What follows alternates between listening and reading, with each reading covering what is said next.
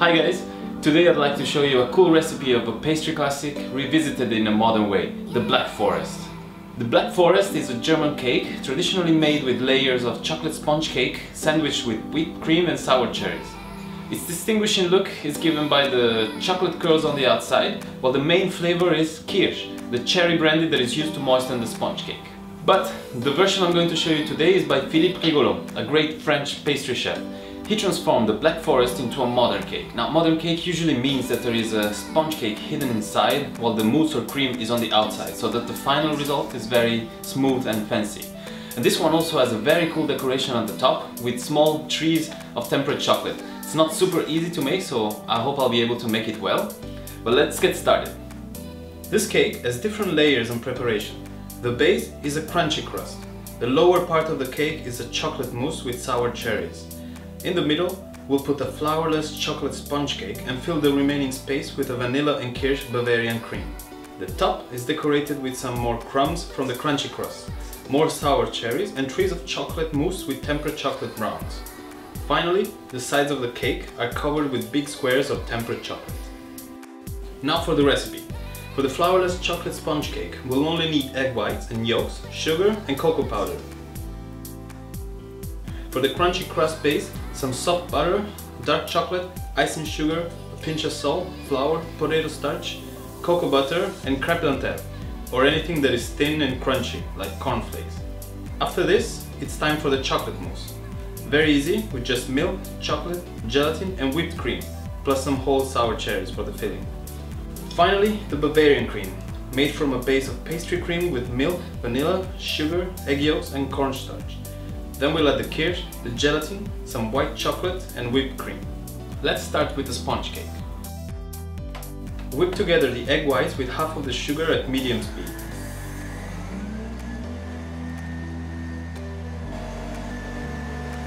When the egg whites become foamy, add the remaining sugar and keep whipping.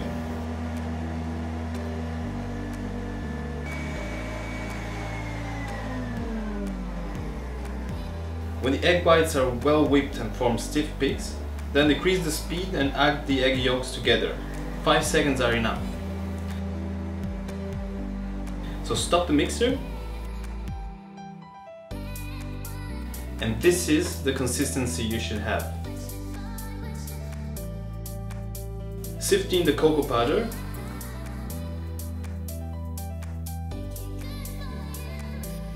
Then start incorporating it gently with a rubber spatula. Move your spatula from the bottom of the bowl upward, trying not to let too much air escape, otherwise the batter will become too liquid.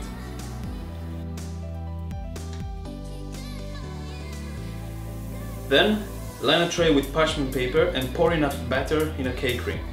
I would say it should be around 2 centimeters high.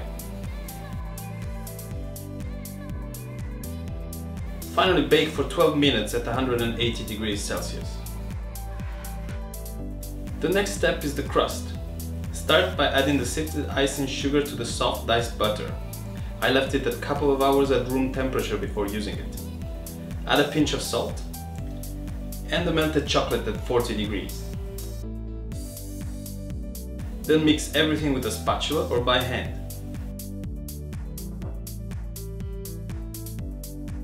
Sift together the flour and the starch and mix everything together until you obtain a thick dough.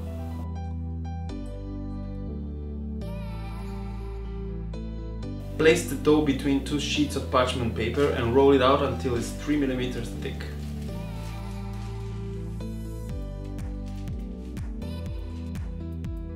Remove the parchment paper from the top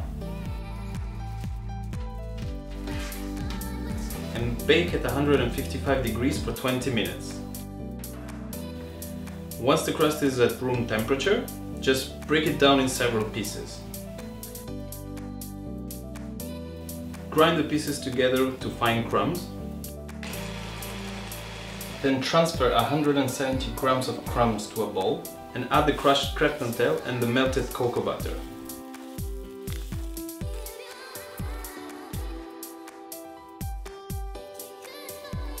Stir to incorporate all the ingredients. Then place an 18 cm cake ring on a plate and line the inside with a PVC strip. Pour the crumbs inside the cake on an even layer.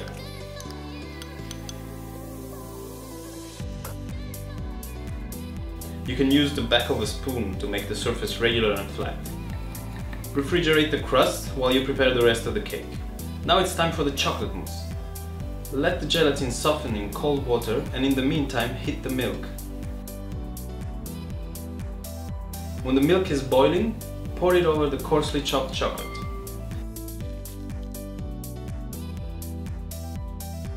Add the softened gelatin and stir to make a ganache.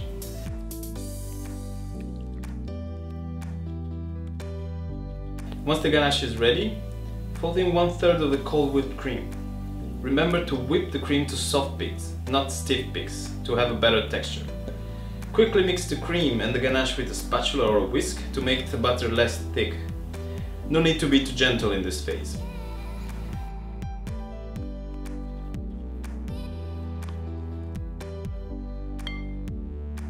Then you need to incorporate the remaining whipped cream. You need to use a rubber spatula and perform the same type of delicate movement you used for the sponge cake. Like before, the objective here is to prevent the air from escaping from the batter. Once no more white streaks are visible, the mousse is ready. So fill a piping bag with a large plain tip and pour it inside the cake ring. It is always better to start from the sides, so to have a clean look when we remove the ring and the PVC strip.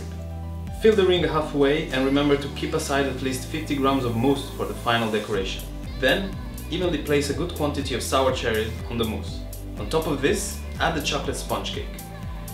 Feel free to cut it as needed. The ideal size is 1 or 2 cm smaller than the cake ring. Store the cake in the fridge to set, and let's move on to the Bavarian cream. Prepare a standard pastry cream by whisking together quickly the egg yolks with half of the sugar and the starch. Then heat the milk with the remaining sugar and vanilla.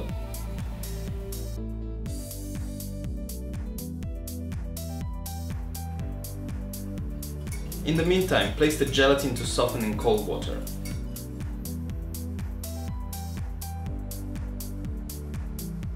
Then, when the milk is boiling, pour it in several times over the egg yolk mixture and keep on whisking. And I hope your bowl doesn't start spinning like mine.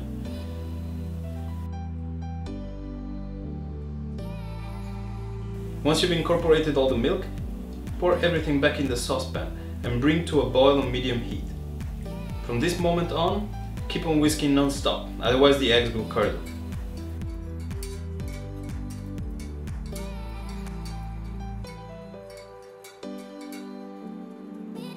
Once the pastry cream starts boiling, keep on whisking for 1 more minute, then remove from the heat.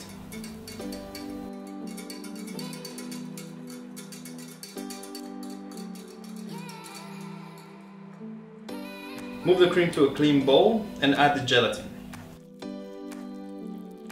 Incorporate it well while the cream is hot. Then whisk in the melted white chocolate too. Wait for the cream to reach 40 to 50 degrees, then incorporate the alcohol. The tradition requires kirsch, but the cake tastes just fine even with rum if you prefer.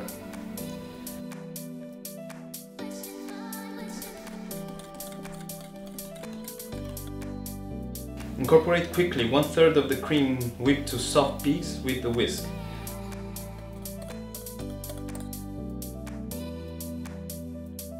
Then add the remaining whipped cream and incorporate it with a spatula, performing a gentle upward movement.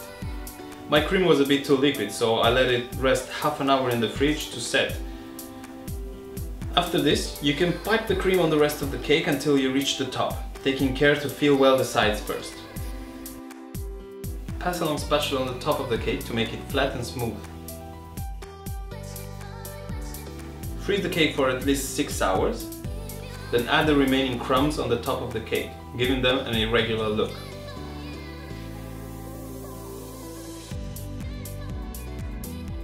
Then, pipe the remaining chocolate mousse in small cones on the top. They will be the logs of the tree.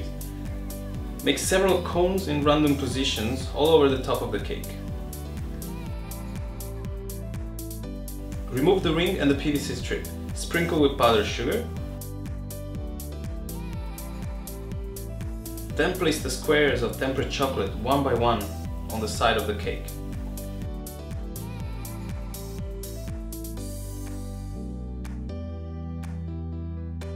Finally, it is time to add the rounds of tempered chocolate on the top of the mousse cones. They will be the trees. And the last touch, some whole sour cherries carefully placed near the trees. It is quite common in pastry to decorate a cake in order to show what is inside. In this case, well, cherries. And voila! This is how the cake looked like when I sliced it later at the party with friends. So this is a modern Black Forest. I must say I'm quite satisfied with the result. The decoration looks super cool and it was very good, especially the crunchy layer at the bottom. So I hope you enjoyed this recipe. If you did, do not forget to leave a comment or a thumbs up and subscribe to my channel. And I'll see you next time for another recipe. Bye guys!